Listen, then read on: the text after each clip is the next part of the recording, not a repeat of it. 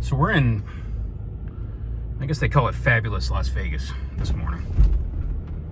It's 10:45 and 80 degrees, on its way to, I think, 91 or 92 today. And as of this morning, we've had this truck for exactly 30 days. The 2021 F150 Power Boost Hybrid.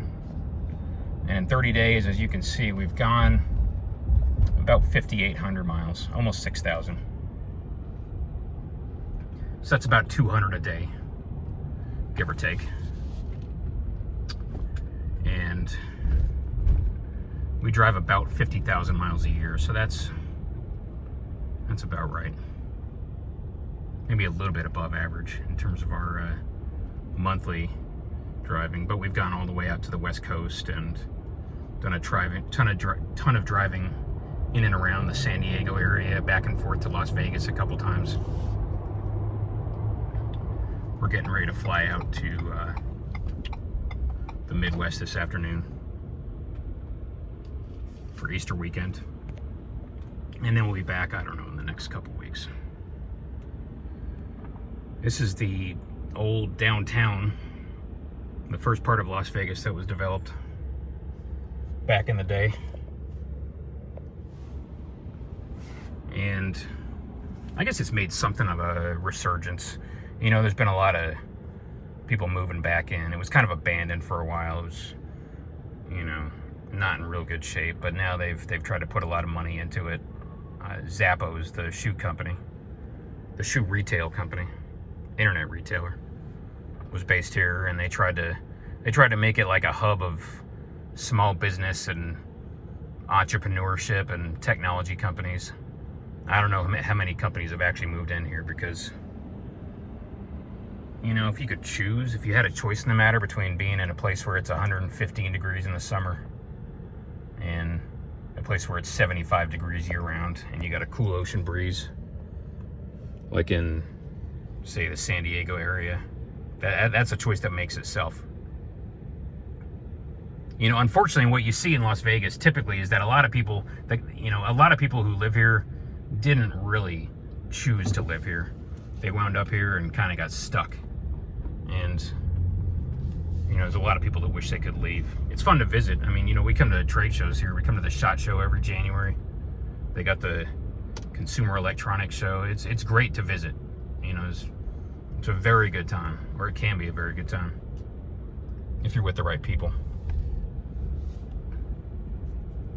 But long term, absolutely not. You know, we've spent a couple years in the desert back in the day, and don't really ever have any desire to live in the desert again.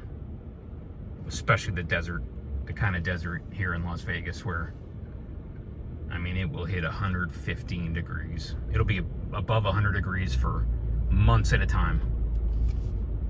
No reason to put yourself through that if you don't have to. And yeah, you know, there's no state income tax and whatever. The business climate is obviously a lot better than California. I mean, you can't get worse than California in terms of the business climate. And that's why a lot of businesses are fleeing California and going to places like Texas or Florida. It makes perfect sense that they would want to do that. And I guess some of them are coming here to Nevada, again, because of the cost of living, because of the low cost of doing business. But,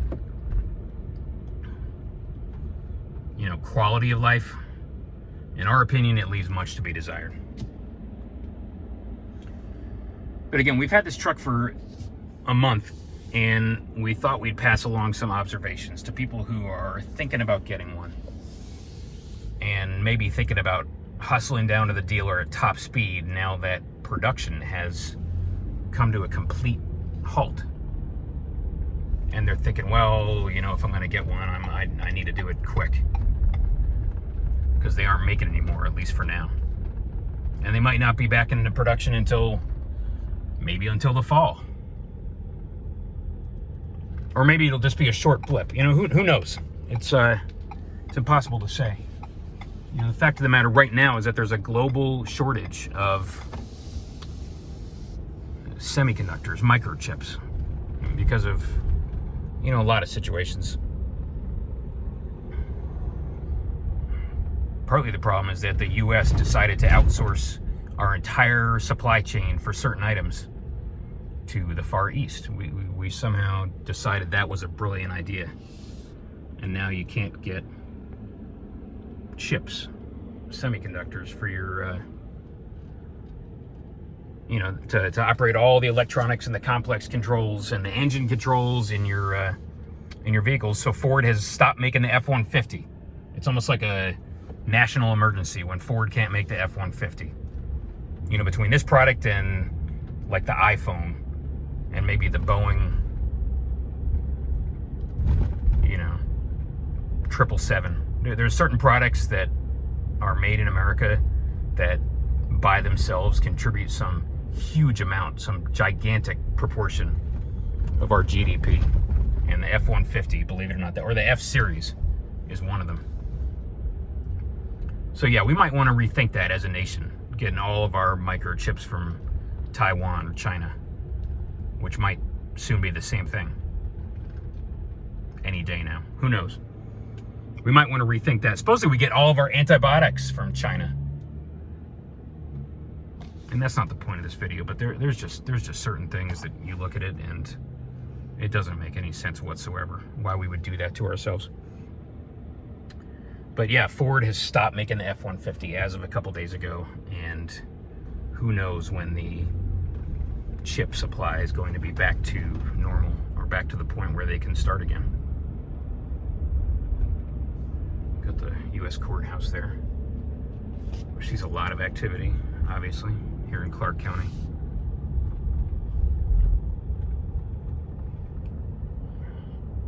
That might be the federal building, I'm not sure. And so after 1 month, the bottom line with this pickup truck, the 2021 F-150 XLT Power Boost Hybrid, is that it's a spectacular truck. And we are really, really glad we made this purchase. We said it before, it's the first new vehicle we've ever bought. Because in our opinion, there's nothing wrong with a 5-year-old, or in some cases, even a 10-year-old vehicle. We bought vehicles that were 10 years old before, and they worked just fine. We bought our 2003 Dodge Cummins 3500 when it was 10 years old, and it had 270,000 miles on it. And now we've got more than 400,000. And that is a spectacular vehicle. And we had full confidence buying it 10 years old because, you know, the Cummins diesel, that'll go 500,000 or more miles before you have to start tearing it apart and rebuilding it. The truck itself isn't quite as durable. It's basically a truck that will rot and rust into a heap of scrap metal around the engine, and the engine will last, you know, 500,000 miles or 1,000,000 miles easily. But this one we bought new, and we've talked about the reasons, and we're not going to repeat ourselves. But again, after 30 days, here's what we like the most about this truck.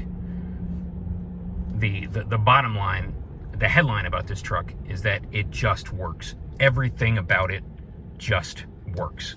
It's got a ton of complexity and technology.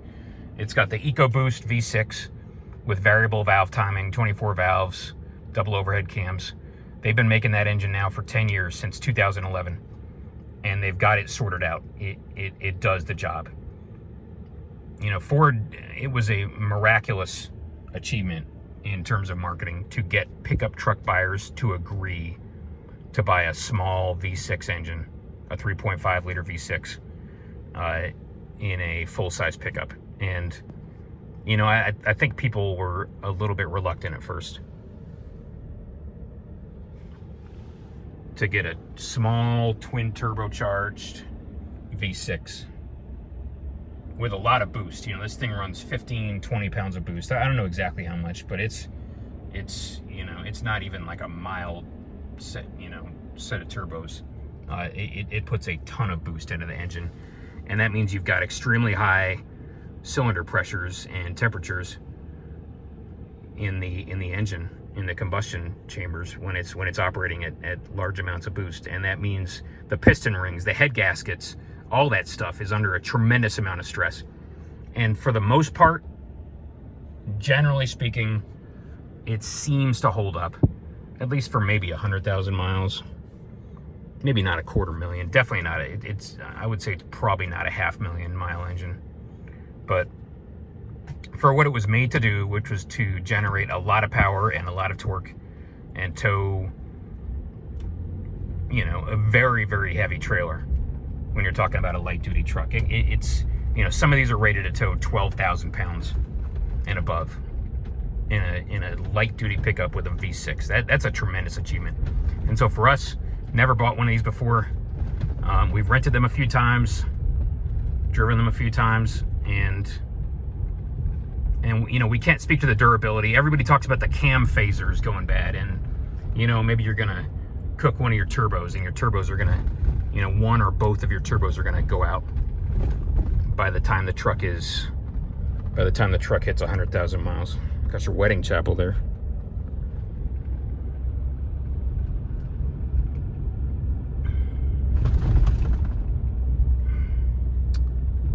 And another wedding chapel, in case you want to pull over and get married. But in the first month we've owned it, and the first 5,800 miles, we've got no issues with this engine. It does what it's supposed to do. It makes a ton of power right off the line. Usually, well, when it's actually turned on, right now it's off. Usually it only operates between about 1,500 and 2,500 RPM. It's not one of those small engines that you got to rev the daylights out of it to get it to make power. It does not need to rev. It'll make all the power you need, you know, in daily operation, doing, you know, most of what you're trying to do between 1,500 and maybe 2,500 RPMs. Usually you don't even need to get it up to 2,500. So it's a fantastic engine. It does the job. At least in terms of power, in terms of smoothness, in terms of noise, you don't hear it struggling and straining. Even when you get it up to 4,000 and 5,000, we haven't redlined it yet. It does not sound like it's trying that hard. You don't hear it. You don't hear the turbos, and you don't, you know, the noise level doesn't go up when it's under a lot of boost. It just sits there and doesn't make a lot of drama and gets the job done. It also doesn't sound like that typical V8 sound that a lot of people prefer to hear.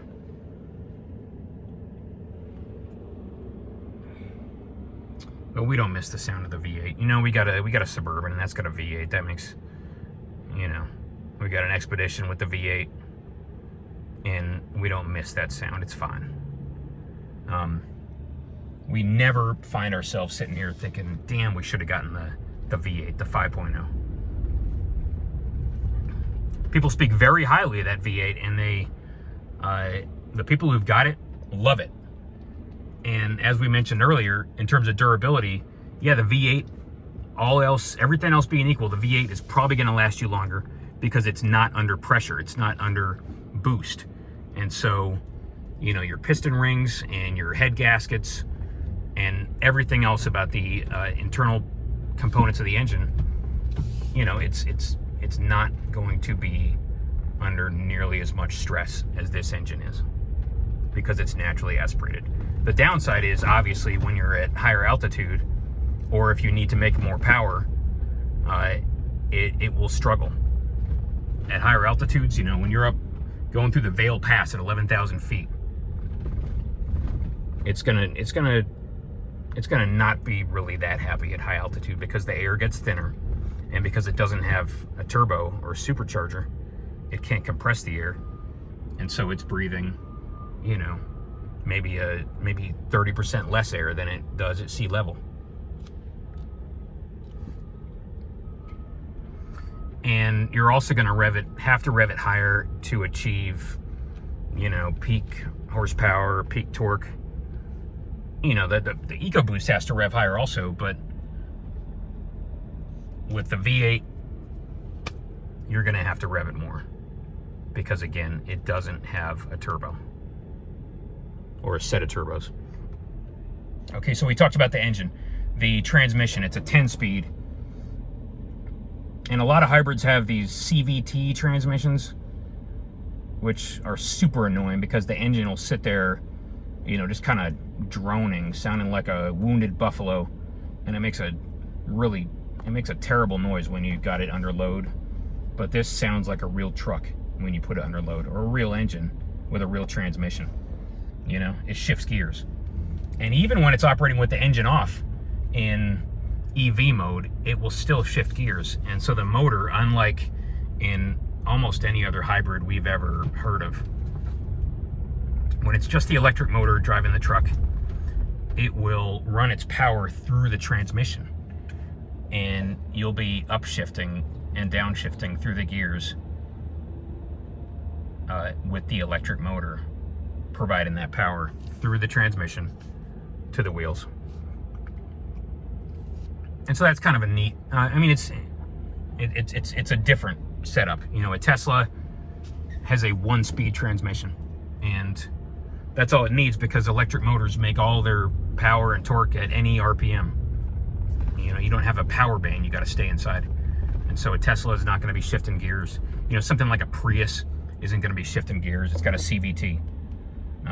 But this thing, in terms of the driving experience, it feels like driving a normal vehicle in the sense that you hear the engine, you know, the RPMs go up and down, and you can hear it shifting gears, and it just feels normal.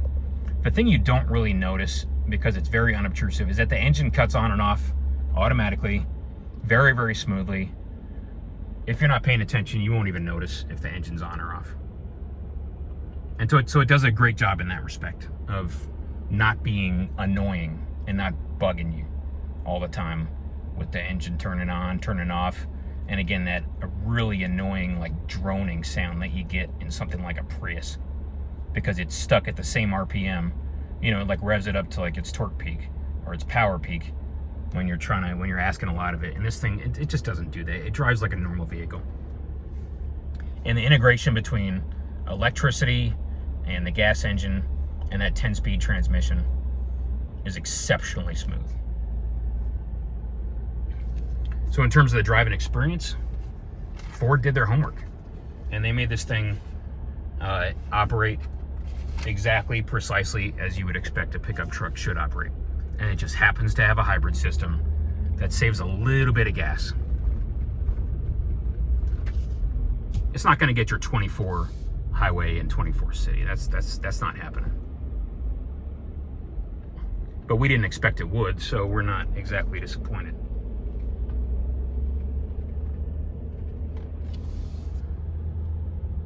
Got your guys in there, Lamborghinis out here on the strip.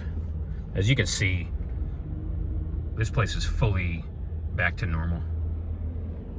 People are pretty much done with that pandemic here in Las Vegas. And they're back to, you know, hitting the casinos, hitting the slot machines,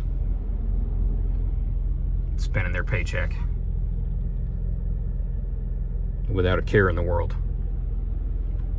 Same thing in Southern California. You know, the beaches are packed. Retail is maybe not back to where it was, but you know, the shopping malls, the stores, they're all full of customers. And the LA traffic is back to the way it was before the pandemic. Last summer we spent about a month and a half in LA and San Diego, and there was very little traffic. It was almost like being in The Walking Dead or something, because you'd be driving through LA in the middle of the day or rush hour, and you could get anywhere you needed to go. No issues. But that is now a thing of the past.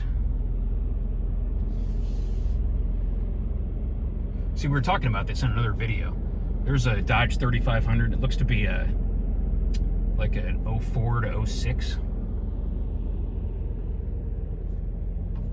And that's a very, very desirable truck. 2-wheel drive. So you know the steering works. The 4-wheel drive Dodges have terrible steering in the heavy duty, because they got that straight axle. We had one of those. We had a 3500 with 4-wheel drive. Had to get rid of it because it just didn't want to steer. It didn't want to go in a straight line. This F-150, the steering is tight. It doesn't have any amount of slop in it, even though this is a pickup truck with four-wheel drive.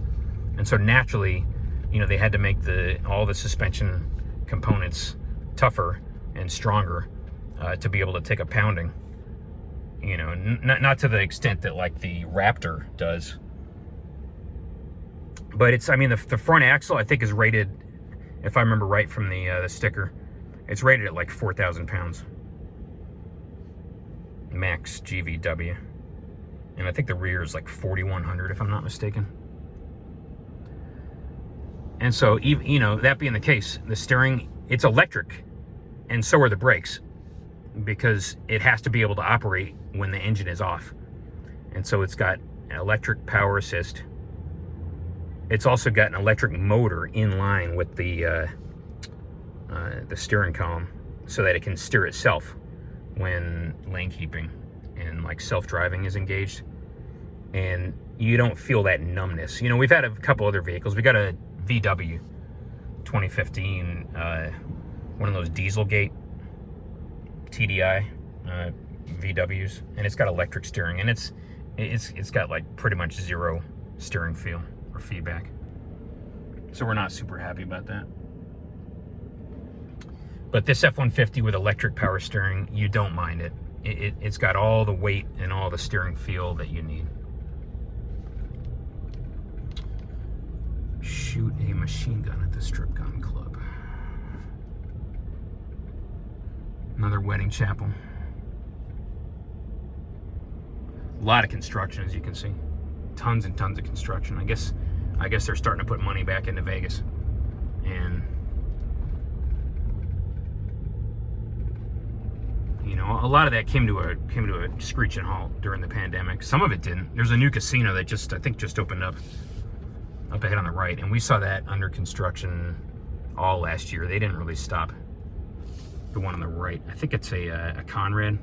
This one here on the left, this one here has been under construction on and off, I want to say since like 2009, and it's had a couple of bankruptcies, changed hand a few times, and they may or may not be going back to work on it again.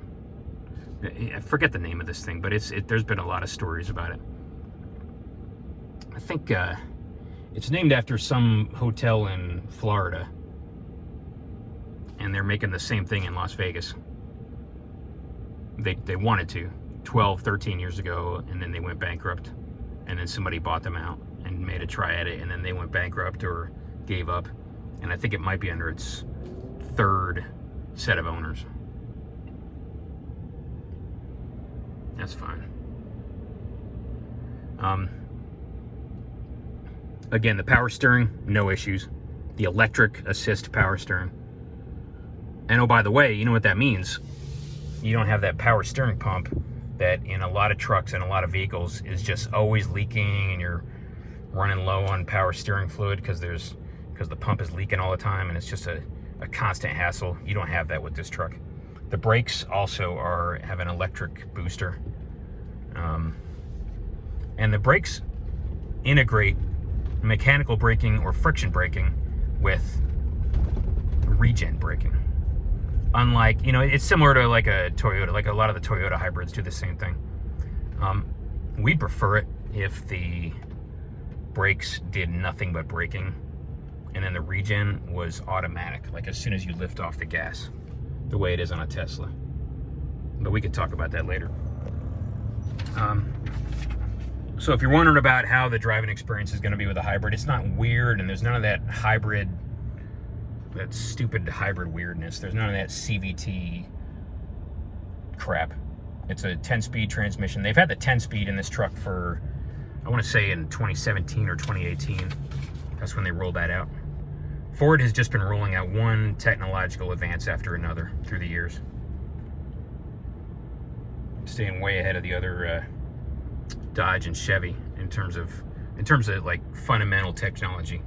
You know, you saw GM come out with like a 4-cylinder, and that was their answer to the EcoBoost. You got like a 2.7 or a 2.8 liter 4-cylinder turbocharged in their Silverado 1500. That thing's a piece of junk. I can't imagine they're selling that many of them. But that was what GM thought would be a great answer to the EcoBoost. Bad idea. And then the transmission, I think Ford and Chevy developed it together, and they might both be using it. Dodge started with the 8-speed a couple of years ago. Not sure if they've got a 9 or a 10 yet. They've got a 9 in like the Cherokee 9-speed, which has had a lot of issues. But this 10-speed, it just works. It just goes without any drama. It's not a dual clutch, it's a conventional automatic. And there's nothing to complain about. Great driving experience. They did a ton of work to get all the systems on this truck to operate smoothly together. So the next thing we want to talk about is the lane keeping, and we've said it already. It's not quite up to the Tesla, the standard of the Tesla, in terms of, one thing it doesn't really do quite as well is it can't see like 2 and 3 cars in front of you the way the Tesla seems to be able to. And so in that respect, it's not nearly as advanced as the Tesla, but we've got a Tesla with AP1, the first version of autopilot. Works great. And the Ford is, I'm going to say it's similar, maybe not quite as good as the autopilot version 1 that came out in the Tesla in, I think, 2015, 6 years ago. But it's a lot better than nothing. It keeps your truck in the lane. It speeds up and slows down with traffic, and in that respect, it will save you tons and tons of aggravation and stress, mental fatigue when you spend as much time on the road as we do. The interior, Ford almost made this interior too nice in the XLT, because as we discussed in another video, this interior is as good as anybody is ever going to need it to be. There is no reason whatsoever to get the nicer trim levels. And, usually they make the XL as like the stripped down version, and it's just kind of cheap on the inside. It obviously doesn't have this screen, but it's got like an AM FM radio. It's got, maybe it doesn't have a tachometer, the climate control. It's got kind of a very basic and primitive set of controls. The XL that we had in our 97, it didn't even have power windows. It didn't have power locks. And, we got used to it. It's fine. We dealt with it. But the XLT, Ford's like brand strategy, or whatever you want to call it, they actually kind of screwed up, and they made the XLT almost too nice. Because for us, we see no reason whatsoever in a million years to ever get anything higher than an XLT in terms of trim packages. So this is the one we were talking about, the Hilton Conrad, opening this summer, Resort World, whatever that means. And that's this hotel right behind the sign. We saw that under construction all last year. You can't really see it.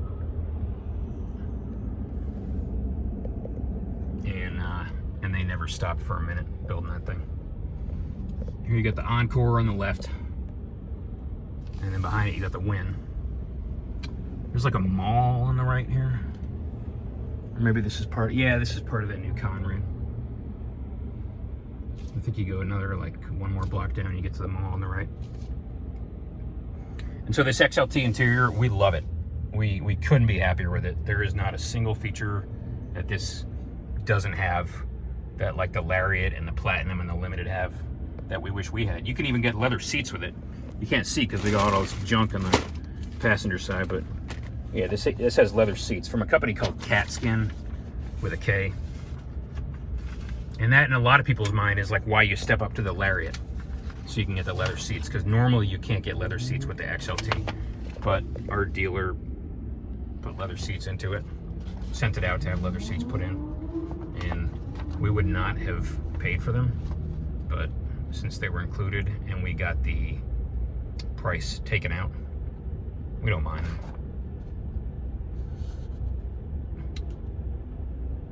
There's just a ton of storage, like cubbies and pockets everywhere. There's a bunch of storage in your doors. There's like little cubbies here on either side of the console. There's a big storage bin here in the console. There's like in front of the shifter, you got another thing. This is actually where the shifter folds down into it. You got 2 cup holders. We talked about that already. Huge amount of storage here in the in that console. It's got 2 glove boxes. It's got like a tray up here, and in the back seat again, it's got a similar amount of storage and cubbies and bins. And a lot of them are lockable. Your glove box is lockable. The center console is lockable. And under the back seat, there's a lockable compartment that folds up. This here, in case you're wondering, this is our magnetic mount for the phone. You know, when we're not using it, we just slap it on there. Over on the right, you got the Trump, which is just a hotel. It's not a casino. Treasure Island on the right. Behind the Encore here, you got the Wynn. And then behind that, you got the Palazzo and then the Venetian.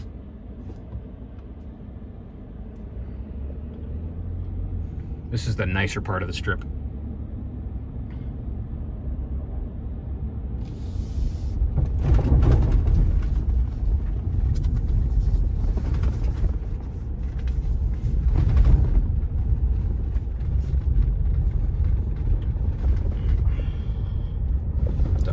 Beach Club. The beach clubs are like a big thing now. You know, you fly in the middle of summer when it's 115 degrees out, and then you crowd into a huge outdoor pool with about 1,000 other people getting cooked in the sun, and, you know, do your thing, get your groove on or whatever. In terms of outlets, in the front here, you got a USB-C and a plain USB. Inside the console, there is another USB-C and a USB. And then in the back seat, you've got a USB-C and a regular USB. The one in the console, apparently, from what somebody has said, is high output. So it'll like charge your phone in record breaking time, or your iPad. You can actually plug a laptop into it now, because the new Macintosh computers run off a USB-C.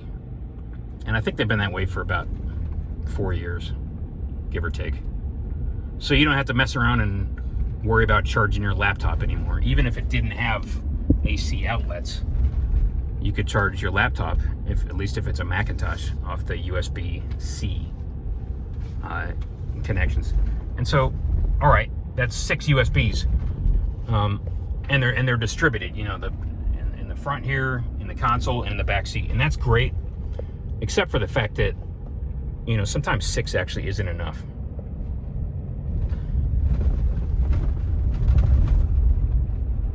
You got a mall on the right, and you got the Palazzo and the Grand Canal. You can't see it; it's inside there. And they got like a pool club on top of the, like in between the Palazzo and the Venetian.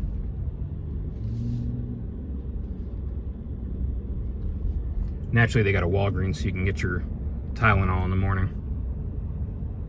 when you're doing the walk of shame or what have you. And then that's the Venetian. On the right here is the Mirage. We never stayed there. We pretty much always stay at the Venetian because it's just a nicer place, nicer hotel. Another Walgreens, got to have those about every half block. And then you got the Casino Royale, which has like, you know, your $5 craps tables that stay open till like 5 in the morning. You get like all kinds of ash and trash rolling in off the street, hitting the craps tables, you know, at 2 or 3 a.m. and causing trouble. It's very entertaining. And then you got Harrah's, and then you got the Link on the right. This is Caesars here on the, sorry, that's on the left. Caesars here is on the right. And again, when we were here last May, this place was deserted. Everything was shut down. Couldn't believe it. You know, there were like steel gates in front of in front of all the casinos. We'll open up the shade on the sunroof.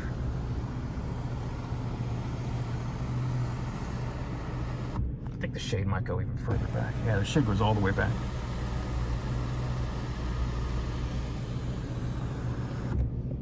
On the panoramic sunroof. And so sometimes, you know, you kind of need more in terms of outlets. And the problem is that there isn't a 12-volt outlet in the front or in the console. There's a 12-volt in the back. There's a 120 in the dashboard and a 120 in the back seat. But, you know, assuming you got 4 people in the car or the truck, maybe they each have a cell phone. That's 4 USBs that you need. Maybe half if you're going to share. And then you got like a couple of iPads. Maybe you got someone plugging in their charger for the for like their Apple Watch or something. You know, we got a like a Verizon hotspot plugged in the front. There's the Flamingo.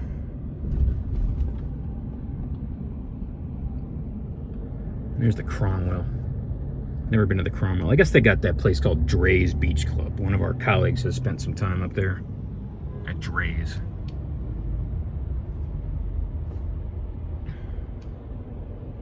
More of Caesars here on the right. And then you get to when you cross Flamingo Road, you get to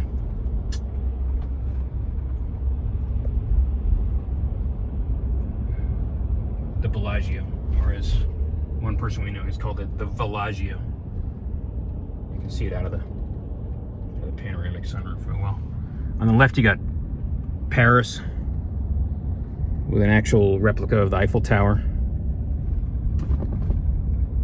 Look how busy that place is. That place is packed. That place is absolutely packed. People are basically done with the pandemic, like I said. And then you get past Paris, you get to Planet Hollywood. Never really spent any time there. You got all this city center stuff on the right here. You got like the Cosmopolitan and the used to be the Mandarin Oriental. I think they renamed it. They got about 3 or 4 hotels there.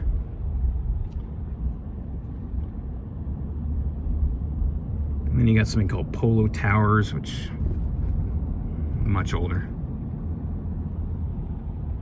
But yeah, city center here, that was kind of a fiasco. I think they had like bad concrete at one point.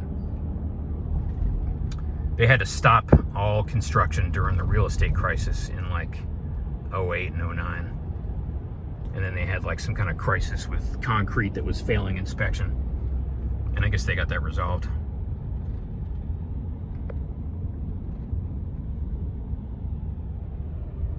Hopefully. New York, New York.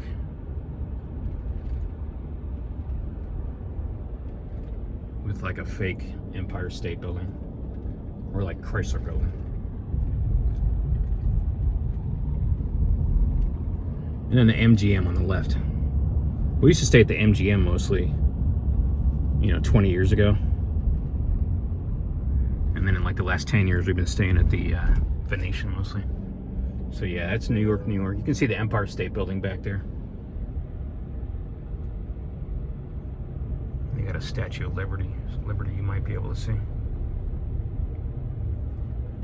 Yeah, there it is. So, the amount of power outlets in this truck are nice. We almost wish there were more, because we do find ourselves kind of using them all up. That's the Tropicana on the left. I don't know anybody who actually goes there. Very, very old school. The Excalibur, never spent any time there.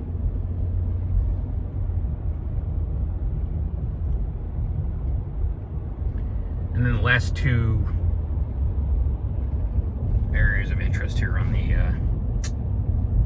strip are the Luxor, which supposedly is the exact size of the Great Pyramid. We haven't been to the Great Pyramid, so we wouldn't know. And they got the Sphinx. And we've been inside that. It opened up, I think, in the early mid-90s. Used to be a lot nicer than it is now. It's kind of run down. They haven't done any work on it lately, you know, to modernize it or to, you know, in terms of upkeep. It's just kind of not in the best condition. And then you got the Mandalay Bay. We've been there a couple times. We were just there, oh gosh. We were just there about a year ago during the SHOT Show. A friend of ours was there for a concert. But the Mandalay Bay is where they had that shooting, where the guy, you know, got a room there, and then he used his bump stock with his AR to take out a huge amount of people who were like, you know, that's the Mandalay Bay right there. And then there's like a concert arena or like an outdoor venue, maybe on that side, I'm not sure. And he just sat there for 10 or 15 minutes. It was like right when, in the middle of somebody's act. I can't remember who was playing. Like in the middle of the guy singing. The dude just opened up, and he had completely unobstructed fields of fire, and he was going at it for, I don't know, 15 minutes.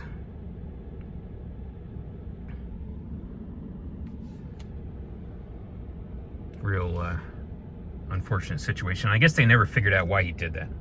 There was never any like motive or suicide note. It's just too bad. So, you know, again, the interior on the XLT, like I said, it's almost too nice. And if Ford was smart, they wouldn't have made it this nice, because we have said it over and over again, there's no need to get anything nicer than the XLT. You know, the one feature we can think of that this doesn't have that's like halfway of interest is the work surface, the so-called interior work surface, where the lid of the console flips forward. And then you got like a completely flat surface here to put your laptop on and get stuff done. And, you know, we don't have it. We're able to get all the work done that we need to with our laptop on the lid of the console. And to us, it's kind of like a waste. You know, you shouldn't have to pay more money for a work surface that flips forward, because you shouldn't need it, because this console shifter shouldn't even be here, because it's a complete waste of space. And, you know, if we had to quibble, we'd say, get rid of the console shifter. It has like no reason to exist. And put the column shifter back in, like you get with the bench seat. You should also get the column shifter with the console. And then you'd have a flat surface here, you know, assuming you didn't have anything in your cup holders, and then you could actually use that area there. But instead, it's got this shifter blocking it. And yeah, the shifter folds down. There's a button you can push, but that just makes it even more of a gimmick or a contraption in our minds. That's the airport there. It's kind of like right at the southern end of the strip. And you know, on a good day, you can get from the airport.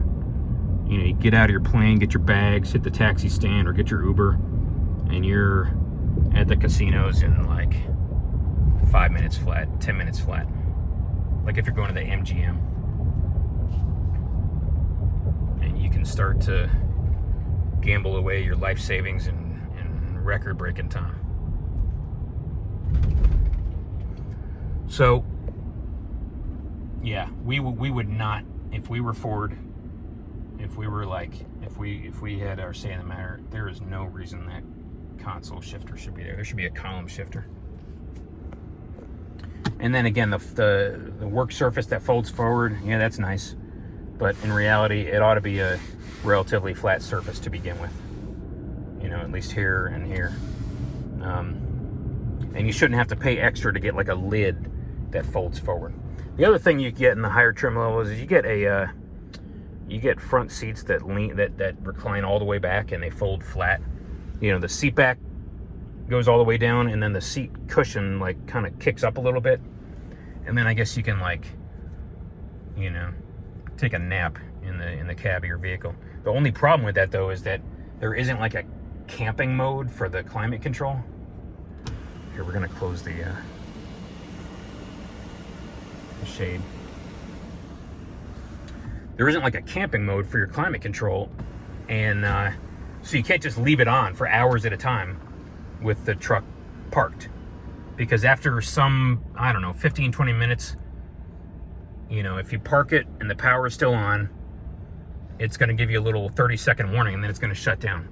And so you can't, you know, unless there's some feature we don't know about, you can't just sit there parked with the climate control running for hours at a time. Maybe we'll have to dig into the owner's manual and figure out if there is such a feature. The owner's manual, by the way, is on the flat screen. There's no actual, you know, 300-page owner's manual. And we've tried using it once or twice. It's not the easiest thing.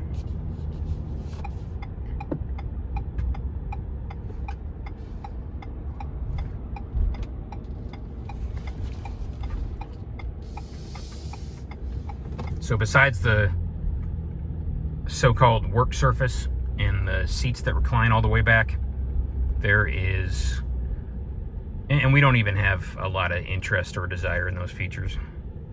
There's nothing else we can possibly think of that you would want in this interior that is not already included.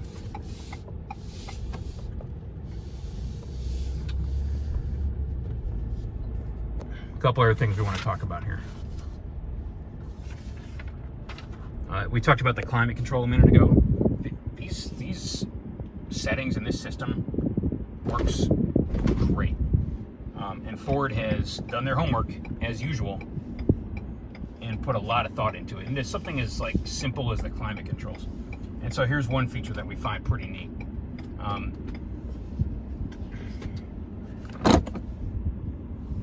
You know, when you want to turn it off, you just hit it like a power button.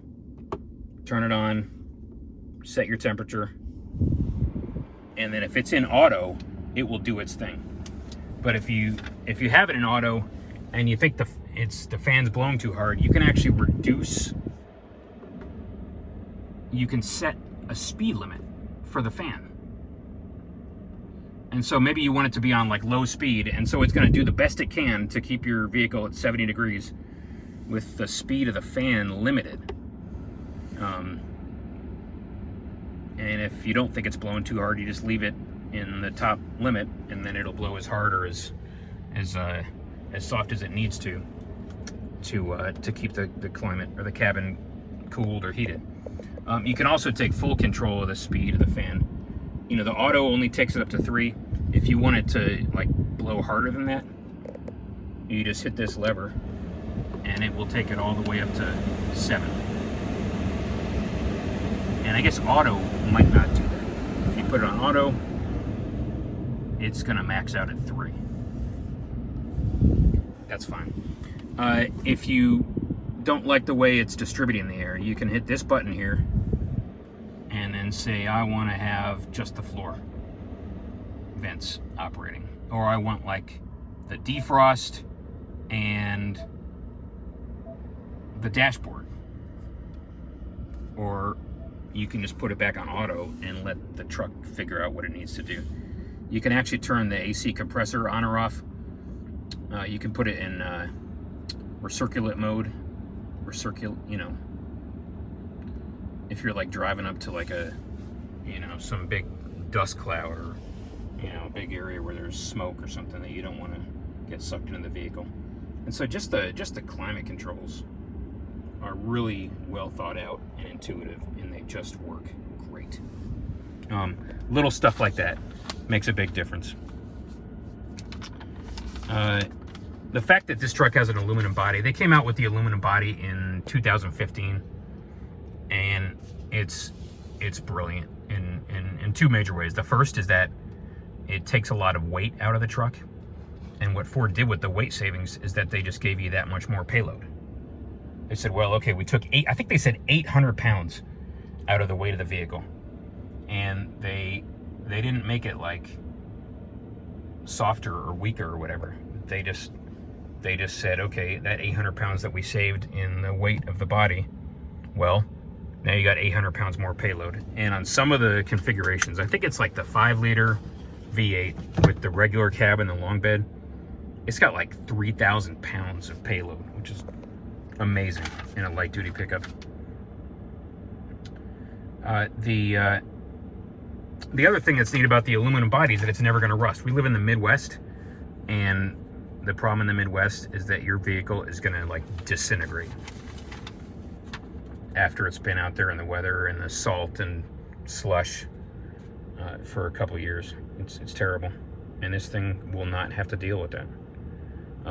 But the only problem though is that it does need some type of protection for the body panels, specifically the fenders and the doors, and I guess the side of the bed, because here's the problem.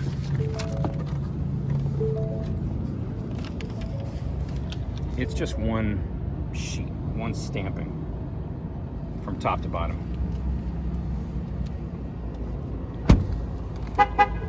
And the problem that creates is that when you're parked in a tight parking spot and some jerk parked next to you decides to open their door into you, they can, this is aluminum, it is soft. You can see it like deflecting. It's not like this is like a bump strip. This is all aluminum, and that's gonna start getting lots of nicks and dents. And I almost wish, this is not gonna be a popular position, but I almost wish they had like metal on the top half. Like, look at that. And then like plastic on the bottom. Our Expedition, our 2004 Expedition has like, it's like white on the top and then tan on the bottom. It's like the Eddie Bauer trim. And that way, like, the plastic seems to be able to take a hit a little better, especially like along the wheel wells. You know, that would have been nice. We would have appreciated that, but we can't complain overall because the benefits of an aluminum body are tremendous. Another option we want to talk about, we mentioned it yesterday, the storage under the back seat. So you can kind of see it. It's two sections on the side that fold up, and then it's one long section on the front that goes all the way across the width of the vehicle. And so if you, again, if you got valuable cargo you need to store, like your circular, all your tools and your rifles and shotguns or whatever, you can put them under the back seat and lock them there, because there's keyholes. You see that keyhole? There's actually an ignition key, and you can put it in there and turn it, and then it locks. And I'll show you what it looks like on the inside. It's got a split folding seat. They can fold up. Our setup here is that we got like a laser printer here, and then we got like a label printer there, because we ship a lot of cargo and freight all over the place.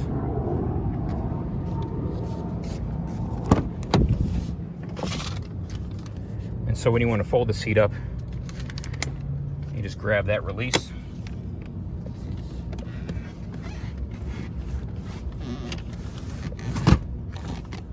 And the seat folds right up.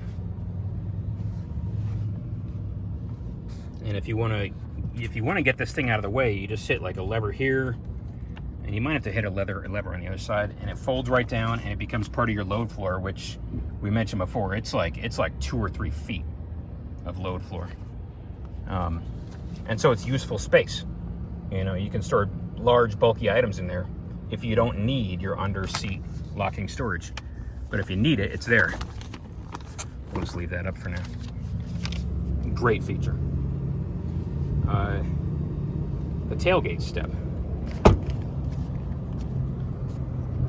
So we've got the remote release for the tailgate. It doesn't actually like lower it, it just pops it open, I think. So again, we thought this was a total gimmick. First time we saw it, I think it was at the Detroit Auto Show in like 07 or 08. So the step, you pull it out, and then it hangs down, and then you pull this bar out, and then it locks in the up position, and that makes it 1,000 times easier to get in and out of this truck. Great feature.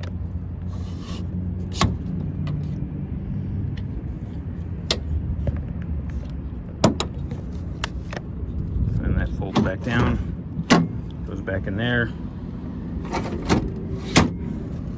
it goes back in the tailgate, and then you close it. The aluminum body and aluminum bed, by the way, means that you don't have to get a bed liner, because yeah, you might scrape the paint off after a while, but it's not going to rust. So that's a great thing. The outlets for your AC power, or what's called the Pro Power on board. You got 2 of the 120s here, 2 of the 120s here, and if you notice, they are the 20 amp 120 outlets with that little slot on the side, so you can plug like the absolute highest power drawing appliances into it. And this is your what's called a dryer outlet, or a 240, and as it says there, it'll generate 30 amps of 240 AC, and then it'll generate 20 amps of 120.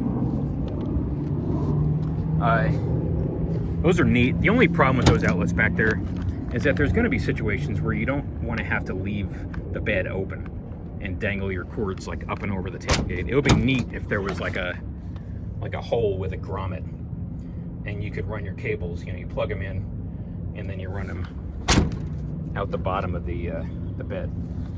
You've got a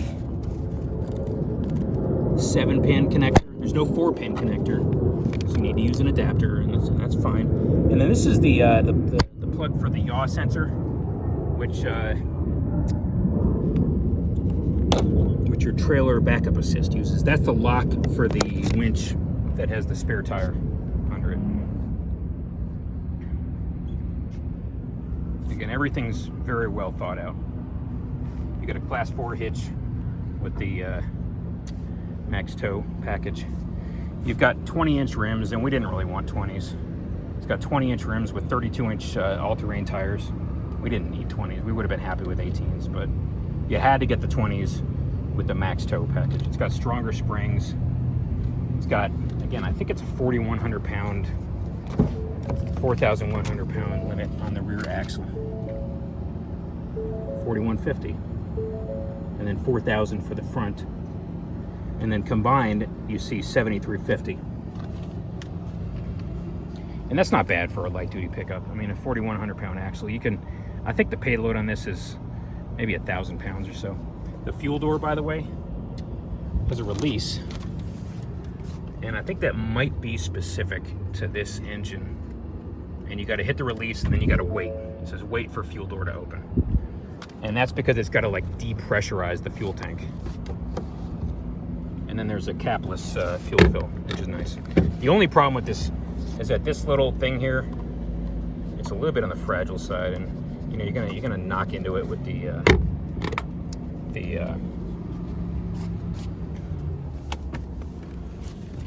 fuel nozzle.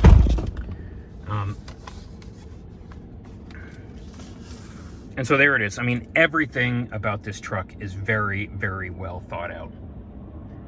You see that we're pretty much only using the screen for our Google Maps, and we've talked about that at length. We'll just say when you get to this age, you need to be able to see your maps with big lettering and your directions with big lettering. Okay?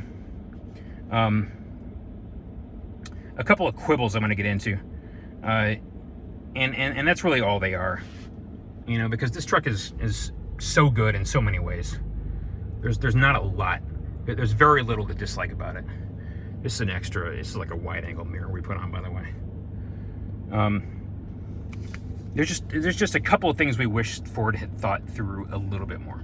The first is it's a small thing, but these outlets, it would be nice if like you could have some combination, you know, maybe one or two actually stay on when you turn off the truck and leave it. Maybe you got like a dead phone and you want to leave it and let it charge, or maybe you got like a laptop and you want to leave it and let it charge while the truck is off. And as far as I know, you can't do that. But the biggest flaw this truck has, again, it's just a quibble, but you know, to us, it's almost kind of a surprise that they put all this effort into the hybrid system and just put a tiny little battery into it. It's only a 1.5 kilowatt hour battery. That's tiny. The Tesla, the current Model S, has a 100 kilowatt hour battery. So the battery in this Ford is 98.5% smaller than the Tesla's battery. It's just kind of, you know, you'd think like, why'd they even bother doing all that work?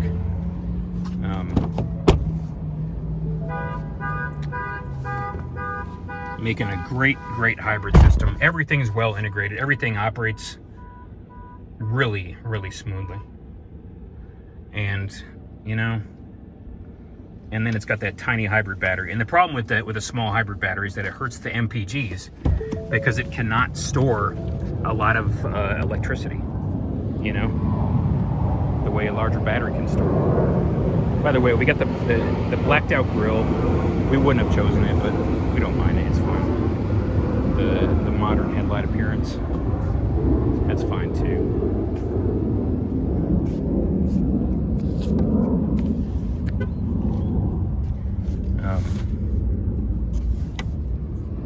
There we go. The running boards, you see that it's a fixed running board. We don't have those power adjustable running boards because we don't need them. And the only thing we wish is that they would have come back a little farther, because then you could step up onto them and get better access to the bed. By the way, this tonneau cover, it's the factory tonneau cover. It's fine. I'll show you how it connects. It's got two like latches, and they're on springs, so you gotta kind of grab them and hook them on. One on the left side, one on the right side. And so, as you can see,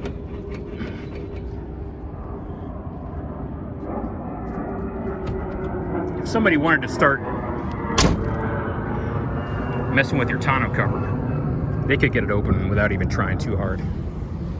I mean, most tonneau covers are not gonna, you know, if a thief wants to get in, he's gonna get in.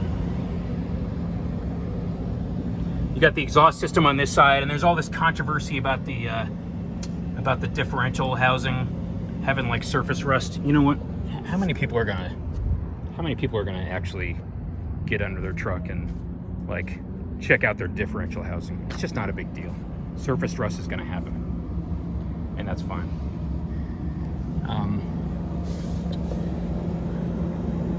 You got the hybrid battery under there. I think it's on the other side. Yeah, it's on the other side. And so, yeah, that's kind of the major weak link of this truck. Because of the fact that it doesn't store a lot of electricity, the amount of good it can do in terms of saving gas is substantially limited. Yeah, it's sort of up and under there. And you see those cooling lines. You see it? That's the hybrid battery. It's just to the other side of like a heat shield from the exhaust system, and that's tiny.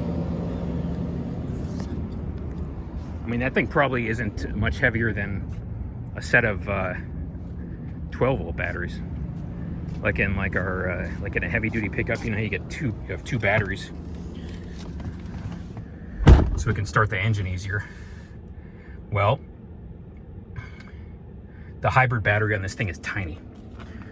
And because it can't store a lot of electricity, it can't return a lot of energy to the drivetrain. And so its impact on your MPGs, it's not gonna be that good. You know, so for this trip, since we started the truck, we've gone 9.2 miles, of which more than half are electric, but even so, we've only got 15 MPGs. The other problem with the small hybrid battery is that it hurts your regen braking. And what I mean by regen braking is that the electric motor, the 50 horsepower electric motor, is slowing the truck down when it's in regen mode. And because the battery gets topped off so easily, you know, you can't do that much regen braking. And And for us, having spent a lot of time driving a Tesla, the regen braking makes it a lot easier to drive, because when you lift off the gas or the throttle, the Tesla immediately goes into regen mode. And that way you don't have to use the friction brakes so much. You don't have to be constantly riding the brakes, especially when you're going down long hills. And in San Diego, where we just spent the last 2 weeks, that place is full of hills. And we just find ourselves using the brakes, the friction brakes, a lot more than we want to. And we could see with a truck this heavy that it would wear out the friction brakes, maybe even prematurely, or a lot faster than it would if it was doing more regen braking. And if it had a bigger battery that could store more electricity to support more regen braking. Another problem, when you're just sitting there with the power on, and maybe you're getting some work done, or maybe you're doing who knows what, the engine is going to be turning on much more often to keep the battery charged. And you say, that's no big deal. Okay, well, what if you're at your campsite, or you're you're out in the wilderness with your camper hitched up to this thing, and you're running it in generator mode? Well, that means, like, during the night when you're trying to get some rest, the engine is constantly going to be coming on to cycle the to top off that hybrid battery, which you might be using to run the heat in your camper, maybe if you're camping during the winter or something. So if it was a bigger battery, it could let you do all that stuff. The sound system, it's a B&O sound system, and it's got, you know, the little tweeters up in the A-pillars there, and it's got nice looking speakers. But the problem with it, I think the cost is like $600 or so. It doesn't actually put out a lot of sound. When you turn the volume up, you know, people our age don't tend to do that because we're middle-aged, but you know, the kids, people in their 20s and 30s, you know, they want to turn their music up. This thing does not have any bass.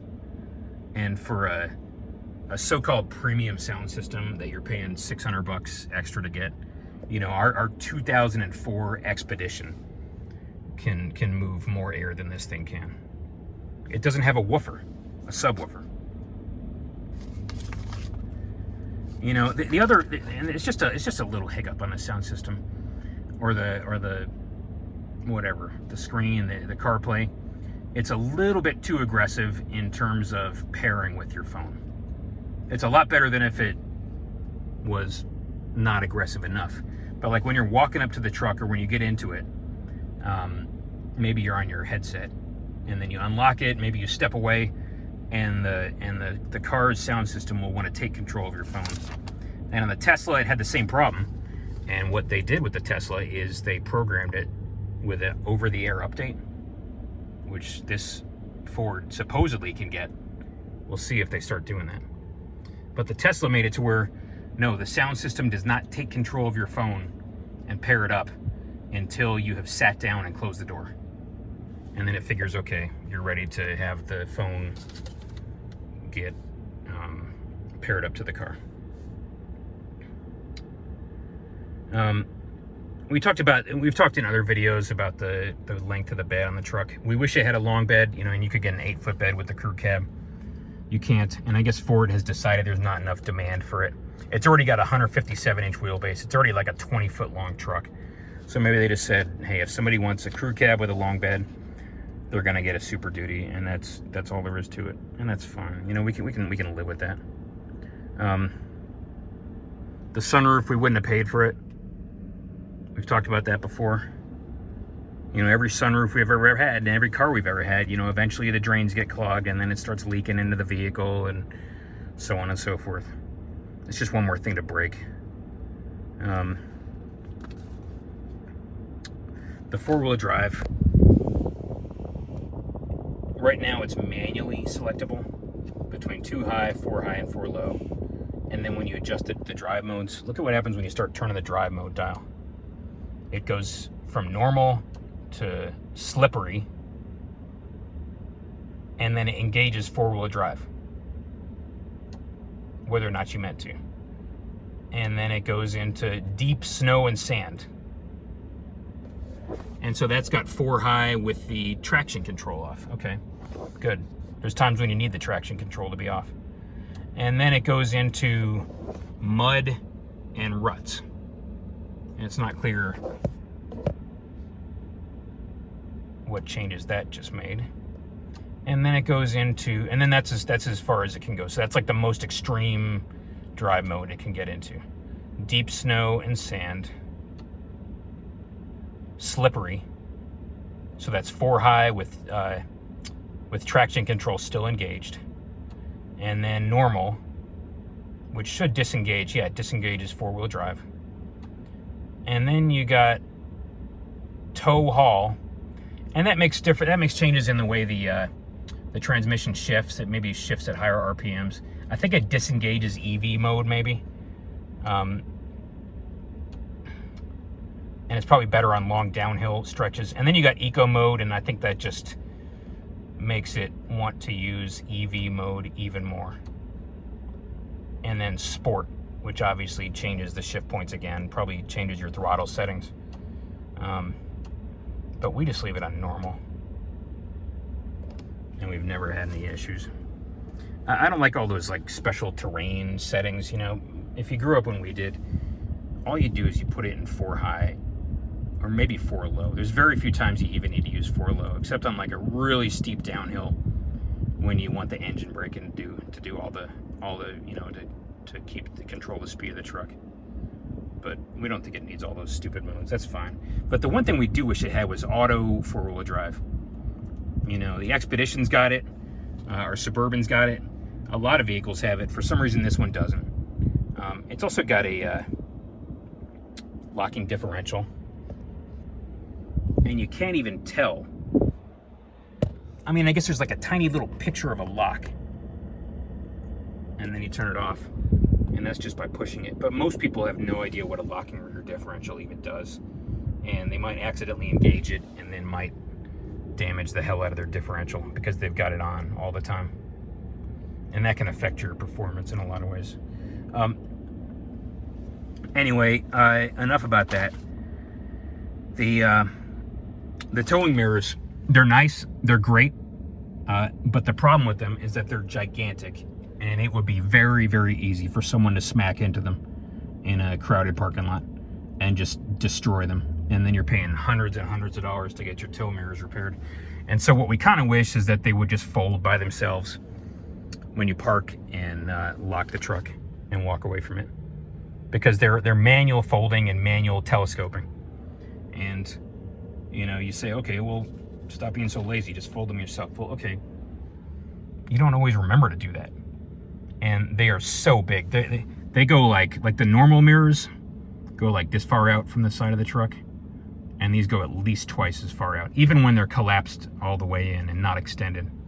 So we think it would be just helpful because of how big they are, how far they come out, more than a foot from the side of the truck. They're going to get taken out. There's kind of an annoying thing it does when you put it in reverse, and I'll open the rear window.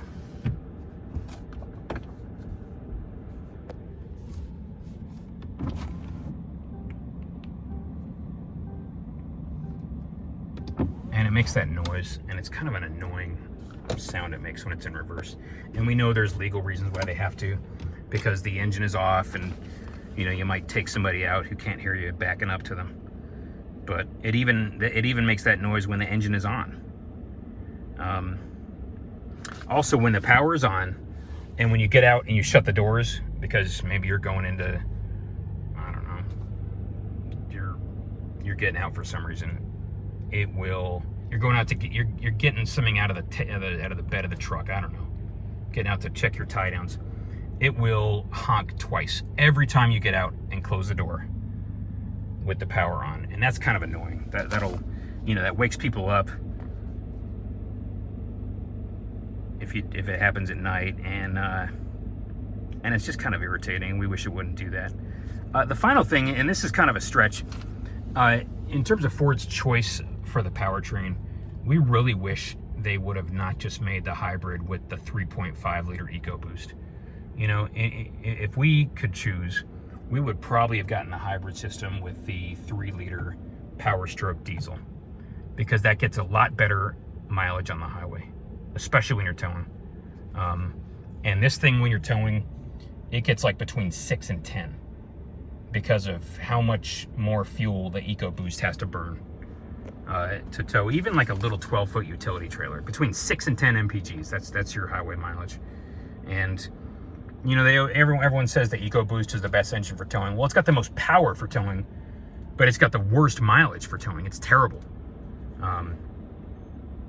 And you know, when we tow a trailer, you know, maybe we'll go cross country with it. That's 2,000 miles, and 2,000 miles at like between 6 and 10 miles to the gallon. That kind of adds up. And you know, or they could have at least made the hybrid with the 5-liter V8, and then you'd have an engine that you've got a little more confidence is going to last longer because it's a naturally aspirated V8. And the EcoBoost at 3.5 V6, this thing is under so much stress and working so hard that, you know, we're not going to keep this thing at 500,000 miles. It's just not going to happen. We probably won't even keep it at 250,000. And that's it. The bottom line with this truck, and this is a long video, we know, but the bottom line with this truck is that it is so great in so many ways, so well thought out. You know, you can put your